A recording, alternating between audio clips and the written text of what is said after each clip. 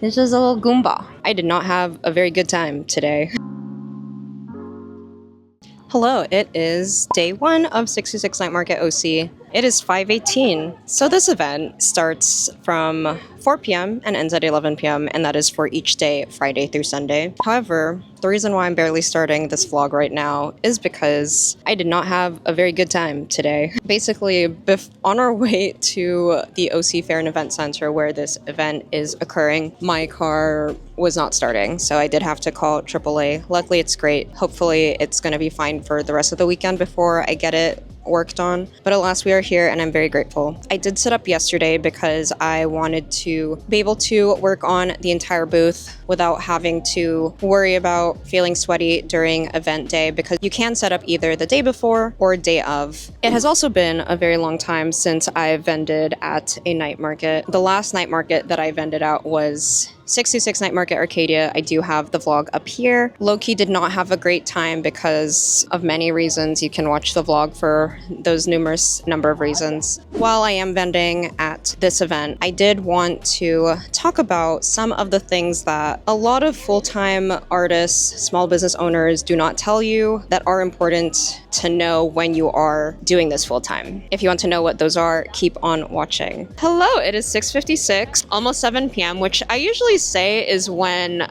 night markets tend to get a little bit more busy because the sun is going down. But usually the peak hours for night markets are from 7 to 8 p.m. until 10 or so, and then it kind of slows down again around 11 p.m. Going back to the topic of what no one tells you about running a small business full-time is that you need to consider your retirement planning. No one really talks about that, especially at a younger age, but it is something that you should be thinking about. Obviously, with a lot of W-2s, you tend to have a 401k that is supported by your employer. However, in this case, when you are doing this full-time, your employer is yourself. So how do you do that? I'm not a financial professional, so please don't come after me, but these are some topics that I would implore you to consider or at least look into. If you are in the US, I would recommend looking into an IRA, whether that's a Roth IRA or a traditional IRA. I personally invest in a Roth IRA with Vanguard. And while you may not have a 401k from your employer, you can also look into a solo 401k or a SEP IRA for self-employed individuals. I personally invest in a SEP IRA. Again, this will be very surface level. Do look into those topics if you are looking into funding your retirement. It is never too early and it is also never too late. I'm also curious, do you invest in a retirement fund, retirement account, or do you just use a brokerage account? Please let me know down below. Another one you have to consider is health insurance. Most often than not, with a lot of W-2 jobs, you will be provided health insurance with your employer. Again, in this case, you are the employer. Who's paying for your health insurance? You are. Typically, from my knowledge, if you are under the age of 26, you are able to claim insurance with your parents. But once you turn 26, you do need to look into other means of insurance, health insurance. I do not recommend going without health insurance. Please don't do that to yourself. I know for a lot of artists, especially who do have partners that have traditional 9-to-5 careers, they can typically get insurance through them, especially if they do decide to get married. But in the case of individuals who are not married, at least for those in California, I'm not sure about other states, I would look into Covered California and see your options, and you can basically choose what type of health insurance you want to go into. Look into that if you are in the California area. It is day 2 of 606 Night Market OC. Honestly, looking at yesterday's numbers, it was very slow. In terms of my goal audience, typically, I do a lot better at anime conventions because it's my target audience. I'm trying to go for the attendees who really like anime, collect pins, collect stickers. Usually the people that I tend to come across at 626 Night Market, there are a few weebs in there. You'll see some of them purchase and eat a bag. Some of them will buy a pin, but it's usually like normies. Maybe they like anime, or maybe they like anime a surface level amount, so they buy the stickers. So as a primary anime merch seller, merch as in the items that I designed, I do not expect to make anime con level money here, which is okay. To me, this is more of a filler event. It just is not as lucrative for myself. Another thing to consider is diversifying your income streams. So what does that mean? If you are only reliant on one stream of income, for example, online sales, if something something happens to your online sales, let's say you sell fan art, you get nuked because your work gets C&D'd, you're out of one stream of income. So in that case, you need to have multiple streams of income. In my case, a few of mine are conventions, in-person events such as 626 Night Market, YouTube, online sales, Patreon, and a few other things. So that is something you need to consider. I have seen other people do commission work a part-time job, work as a helper for other artists, or do freelance work. There's definitely a lot of possibilities. I would suggest looking into the ones that work best for you. Also, you have to be very delusional in order to stay afloat, especially during this time of a lot of uncertainty. Being an artist alley vendor is not an easy career path, and you really have to be confident in yourself in order to be successful in this business. If you're the type to get easily discouraged over a minor or even a major thing, this job is probably not for you. And another thing, this job is not for everyone. I'm lucky because I do love the business side of my job. I love creating content. I love posting on social media. I know that is not the case for everyone. Most or even half of the people that I have come across do enjoy the art aspect more so than the business aspect. And if you are not able to do both at the same time, at least in the beginning of your career, this career path may not be for you. I know a lot of people who have gone into this thinking that they would love art more, or being surrounded by art and being able to have that opportunity to do art all the time will help them fulfill their life, but they end up not liking art as much anymore because you are catering to the desires of your audience in order to make money. It's not necessarily impossible to only work on things that you enjoy, but there are some times where you might have to sacrifice here and there. And for some people, that may not be very enjoyable. So it is okay to not do this full time. You can do this part time. You can even do this just for fun. This should not be your full-time role if this isn't something that you want to fully dive into. It's been a few hours, so it is 6:50. It's such a stark comparison from yesterday and the crowd today because there are so many people outside now. And as I was strolling, you can tell that the crowd is just so much more full.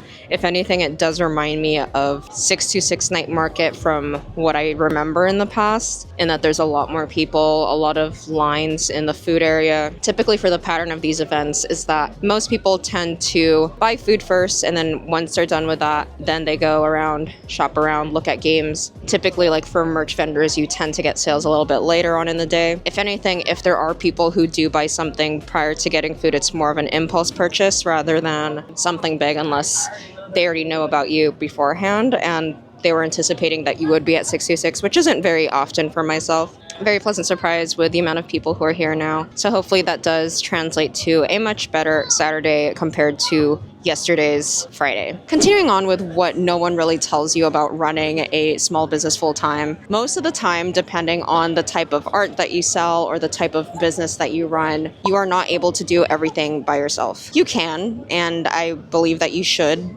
most of the time, especially when it comes to smaller things like designing, order processing, putting together your online shop. I don't think you need to spend a lot of money to start a business. However, or at least in the case of Artist Alley, as you do more conventions, grow your online following, grow your online shop, you may want to consider outsourcing some of that work, whether that's hiring someone to help you at events, hiring someone to help manage your social media if that's not something that you're interested in. And a good way to figure out what works for you or what's something that you want to outsource is, of all the tasks that you have to do as a small business owner, what is something that you do not like to work on? In my case, which I haven't done yet because I'm not at that stage, I personally do not like to pack my orders. I would much rather create content, work with social media, design products, draw, rather than processing orders. And once I get to a point, I would much rather hire someone to do that for me. But that is something to consider in realizing that most of the time you might not be able to do 100% of the tasks by yourself. And you might want to look into outsourcing little things here and there just so you don't burn yourself out either. This is also coming from someone who is a self-proclaimed workaholic. It is not healthy to work all the time. The joke is for a lot of business owners who used to work in corporate America is that before you used to work 9 to 5, and now as a small business owner who does this full time, you work 24/7. And as someone who does love my job, I realize that this could take up my entire week a good amount of my day, and that is definitely not healthy. To an extent, there are times where you're going to have to work around the clock, whether that's preparing for a really big convention that's coming up, or you want to get some Kickstarter orders out. That will happen. That is with every job. For most of the time, you should not be working all the time because that is not healthy. You should be getting your 8+ hours of sleep. I know that's not possible for everyone with lots of responsibilities and busy lives, but as much as possible, you need to get some rest. I'm talking to myself as I say this because that is something that I also need to prioritize. He's working very hard. Inventory manager, sticker zoo designs on his side quests. Hello, it is day 2 and the final day of 626 Night Market OC. It is 3:23. Back on the topic of what no one tells you about running a small business full-time.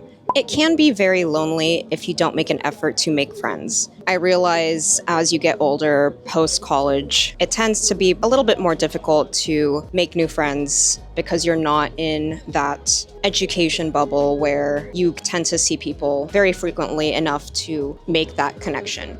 Sure, you can get it in the workplace, but because you are doing this full time, and if you are your own employee and you don't have other people working for you, it can get a little bit lonely. And as someone who is more introverted and a bit more shy, it was difficult for me, at least in the beginning. It did get easier when I started vending in person, met my mutuals in person, and also saw a lot of artists that I tend to see at the other events and had dinners with them. It was easier to make friends. So in that case, assuming you're in the artist alley scene, I would recommend reaching out to some artists who are mutuals. Maybe you've seen some artists pretty frequently.